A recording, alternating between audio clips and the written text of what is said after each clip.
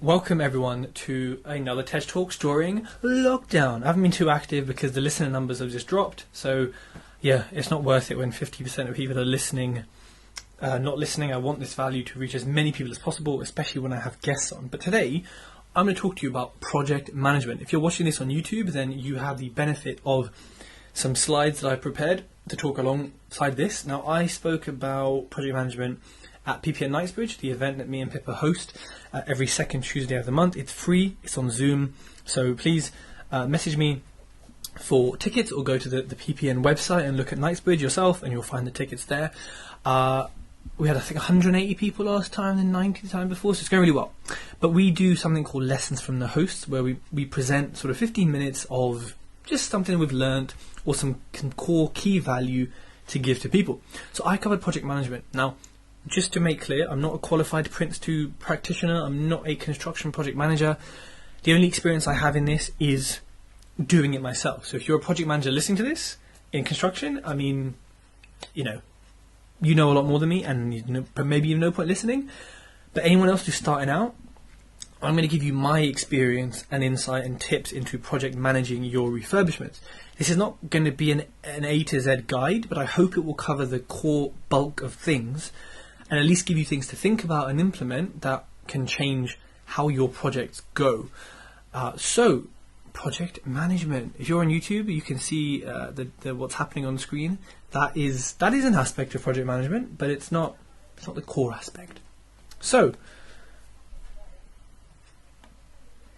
project management, what is it? I think, it's easy to sort of say it's just managing a project and then hoping it's on time and making sure the builders turn up and they don't sort of run away. And, yes, that is project management. But I think if I break it down first, before we actually go into it, I think it will help us all kind of understand what it is, but also then once we understand something, we can then delve into it. And you might have the wrong idea about it.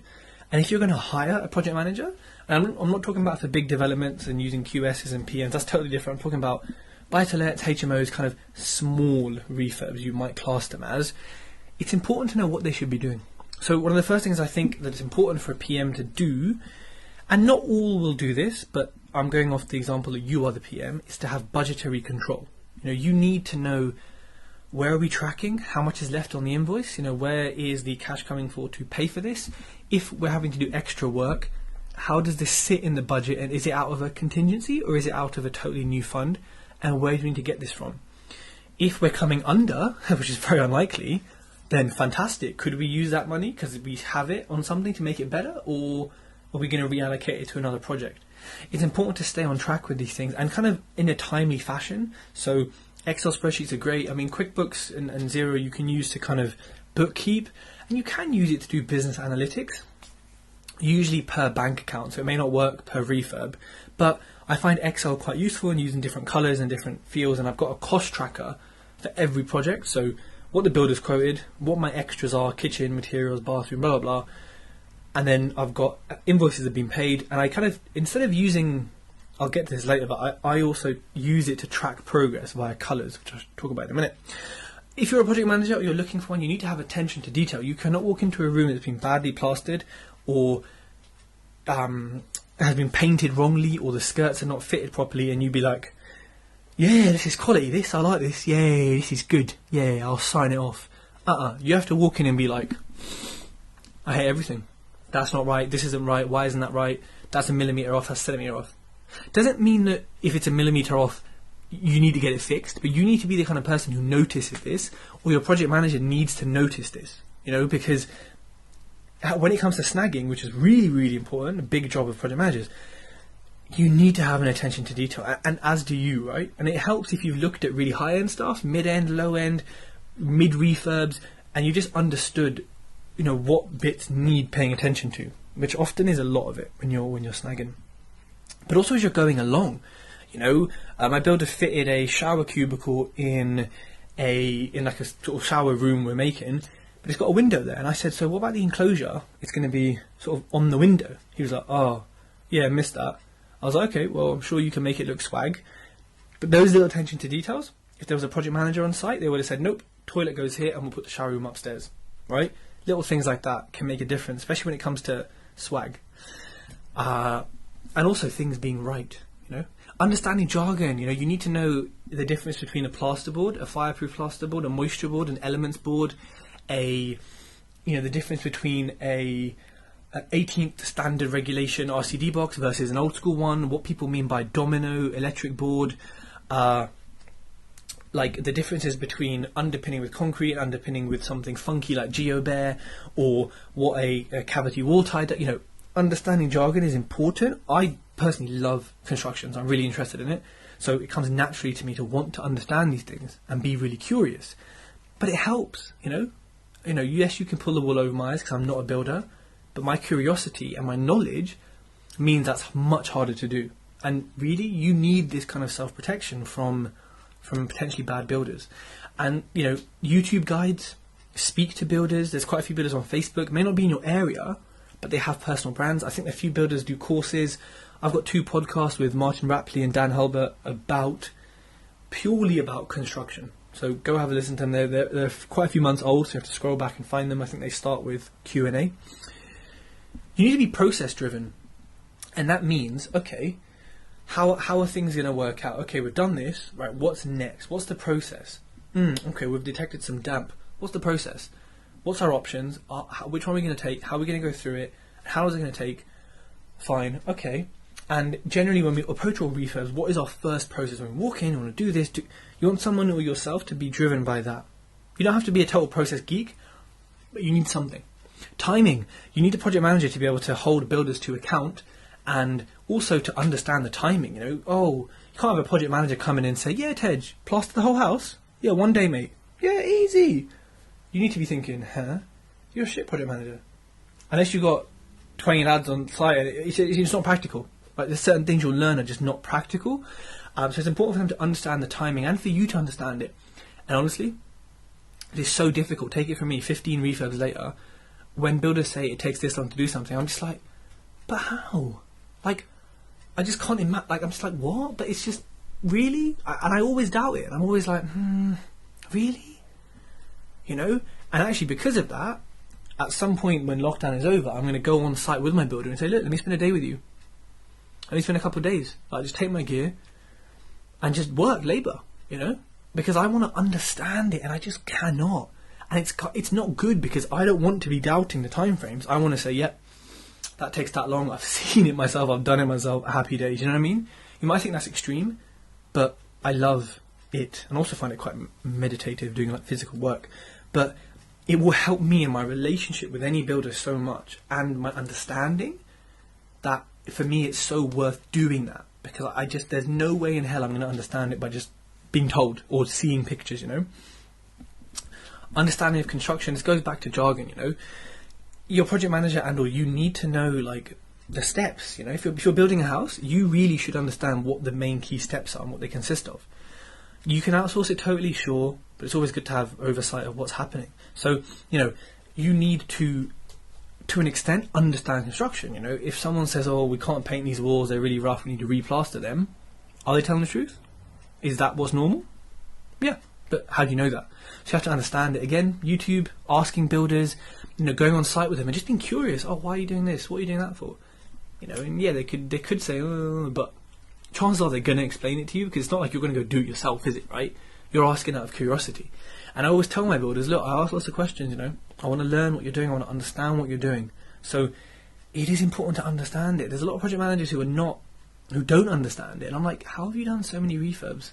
Successfully, some, but you don't understand anything. Or not anything, but you don't understand a lot of stuff. Like, it's very interesting. Maybe there's a lot of trust, you know, but I still think you need to understand it at a base level, because, you know, your refurb will make or break your deal. If you're over by 10, 20, 30%, it may not be a BRR anymore. It might just be, I have to get rid of it. Or it might just be like, why did I even bother with the refurb? Should have bought a ready-made cash flowing one. So, you know, you have to know certain things. You also need to look at understanding the bigger picture thinking, you know. Like, this is one refurb of my whole portfolio across many, many deals, but also a project manager needs to understand if we're a week late, that's a week of lost rent, you know. if we're a few bits over budget, that's Tej having to go get maybe to ask that investor for more funds, or he's paying them more interest, or you want someone who understands the bigger picture, not just builders in, builders out, process done, bye. You also want someone who is very good at managing tradespeople. Lord, very difficult job. I use a builder who manages his own tradespeople, and I sort of work with him as a project, as like a overseer, should we say. I'm not calling up Sparky and saying, why are you not on site, bruv? Calling up that, yes, I have certain trades like the floor layers and the gas people who I work with directly, and I'll introduce them to the builder and say, look, I'm not on site. Y'all sort it out and just keep me in the loop, But if you're going to do it yourself, managing trades people is it's fun, good fun. No, I'm kidding. It can be very, very challenging and incredibly frustrating. So, yeah, I prefer, getting a builder who can do all that, and then you work with them. That is a lot easier and nicer. So, frequently asked questions. Can you project manage from afar? Yes. Preferably if you have, like I said, a builder who has the people underneath him or her. If you are literally doing every single individual trades, hey, if you're a professional project manager, maybe you can. But we all know what builders can be like, and especially what tradespeople can be like, who are maybe not like head builders, like lads are doing various things. I wouldn't do it from far unless I had a builder managing them all. You know what I mean? Like I think it would be very, very difficult. Is it fun? I get asked. You know what? There's a lot of challenges, but it is incredible seeing an absolute wreck become a beautiful home for someone. So it is fun in that element, and I love interior design, so I do love seeing the changes, but is the actual management fun? I mean, it's a lot of people skills and understanding of the built environment, and I say built environment, but I mean a very small element of it in terms of, for me, buy-to-lets. But I wouldn't say it's not fun, but I wouldn't say I wake up thinking, oh, can't wait to project manage today. It's just sort of like, it's not a problem, and it's a part of it. So it is what it is. Another question is, should I hire a professional? I think if you're investing from far and you really want it to be hands-off, then yes. It's going to be tough to find someone who's good. I think I'm noticing that with anything, in any business, and especially in property. If you're going to build a house, like from land, or if you're doing developments or bigger stuff, seriously consider hiring a professional, because it's a total different kettle of fish from a buy-to-let refurb, right? Speak to your builder as well, because they might say, look, I'm really project managing it, and I'm controlling the lads who are doing it. I don't really want some random, project manager dealing. It's not their choice, you're the client, but you know what I mean. It may not be good for your relationship, so just check that out. Go off recommendations as usual. Is it difficult? I would say, yeah, it certainly can be difficult, and I think the difficult aspect is dealing with people's egos, heated conversations, things going wrong over budget, and you being like, why wasn't this, but if you have a good build team and there's a lot of trust and you've done things before and you have friends locally, if you're investing far, who can go check up, or you're checking up regularly, it's not difficult. If you're managing individual trades, I'd personally say it's very difficult. Will you lose money? Another FAQ. I mean, probably. You may lose potential profit more than you lose actual money, but things are definitely going to go over budget, over time. Margins will be tightened up. It is what it is. And your first few ones, it's going to happen even more and even more and even more. And you just never know. You take the wallpaper off, the plaster off, and you don't know what you're going to find, sometimes. So there's always that factor of, who knows what we're going to find behind these walls, who knows what's under the skin of this. When it goes wrong, so if you're on YouTube, you can see some pictures here of various bits of refurbs that have gone wrong. I've had houses cost 8 grand more on a refurb that I'm now having to sell, that I wanted to keep. That's almost coming to the end of the bridge in about 4 or 5 months. Got locked down on, I'm trying to sell it. Conveyancing can take a few months if it's a first-time buyer. Yeah, I'm not paying 5% on the bridge when it runs out. I need to do something. And I can't believe it's been that long. That's, again, the terrible, terrible builders that I had previously, but also my lack of making a decision. So poor project management from my project manager, and then from when I took over, poor decision making from me being the project manager. And you can see a few other pictures, like some really bad tiling, some damp, some walls that haven't been filed, taps haven't been fitted correctly, doors with one screw in. These are minor points, but really, you're selling a house, the tiles need to be good quality. If you're renting it out, it needs to be durable and watertight and damp-proof, weatherproof, etc. And if it's not, there's going to be problems, so it can be very costly. How to project manage yourself. So I think, I've gone through the points before about what a project manager does. So you kind of know what you need to be doing, but, briefly, use technology to support you. WhatsApp, video calls, FaceTime, Asana, Trello. Some builders will use Asana with you and update as you go along. Or Excel spreadsheet with their spec in and put things in orange and green and red or whatever as they're being done. Having a face-to-face with your builders, I know Corona's a bit difficult now, is so important just to align values and also just to have a face-to-face, it's important to bond with the people you're working with. And things are just a lot nicer and easier when they're said in person than when they're said over text or on the phone. Set timeframes from day one. Refurbs will be delayed, things will go over, but set something in day one in writing that at least you can hold them accountable and say, why are you not here now? If there's a valid reason, cool. If there's not, then what's going on? It costs me money. Having that conversation, but not being accusatory so early, just asking, questioning first. Playing dumb if you need to. Accountability. You need to be accountable for managing it, but also the builders need to be accountable for the quality of work and the timelines they're delivering to. So hold people accountable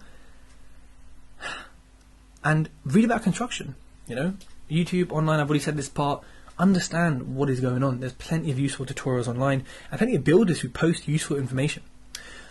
Expect things to go over budget and over time fairly often. They just do.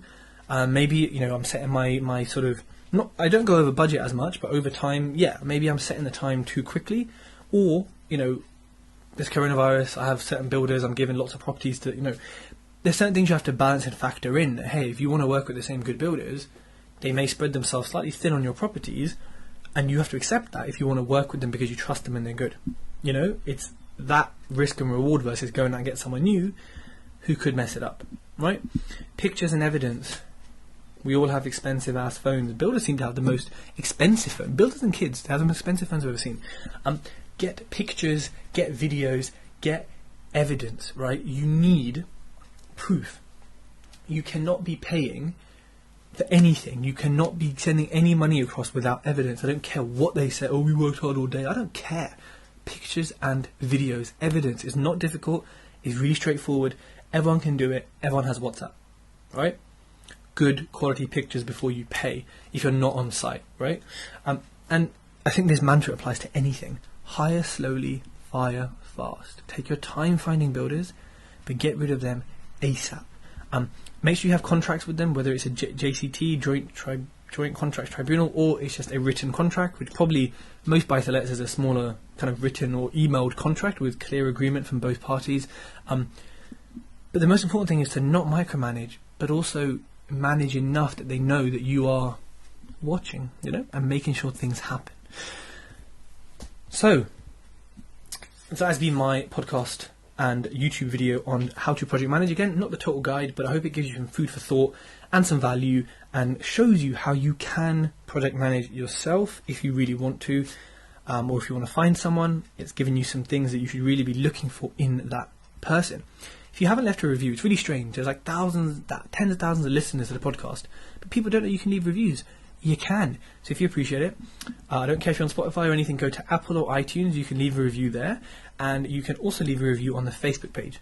Everyone has access to the Facebook page, or at least Apple or iTunes, so please do leave a review and share with your friends, and I'm on Instagram, tej.talks.